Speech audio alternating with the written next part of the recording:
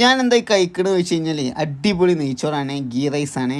ഇത് ഉണ്ടാക്കിയ ഞാൻ തന്നെയാണ്, അതിൻ്റെ ഒരു അഭിമാനം എനിക്കുണ്ട് കേട്ടോ. ഞാൻ വിചാരിച്ചത് കൊളാവും, അടി പിടിച്ച് ആകതാവും, പക്ഷെ ഞാൻ വിചാരിച്ചപ്പോൾ നടന്നില്ല. നല്ല സെറ്റ് നെയ്ച്ചോറായിരുന്നു, നല്ല ടേസ്റ്റ് ഉണ്ടായിരുന്നു.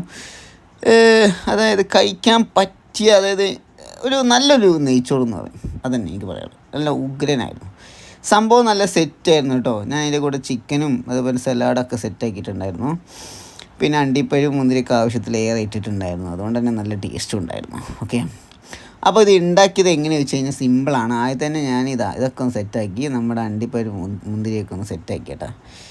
പിന്നെ നെയ്ച്ചോറിന് ആവശ്യമുള്ള ഉള്ളിയും നെയ്യും അതിലിടാവുന്ന കുറേ സംഭവങ്ങളൊക്കെ ഉണ്ട്, അതൊക്കെ സെറ്റാക്കി അരിയൊക്കെ ഇട്ട് വെള്ളമൊക്കെ ഒഴിച്ച് അങ്ങനെ വെച്ചതിന് ശേഷം എനിക്ക് പേടി ഉണ്ടായിരുന്നു അടി പിടിക്കുക, ഞാൻ പറഞ്ഞല്ലോ.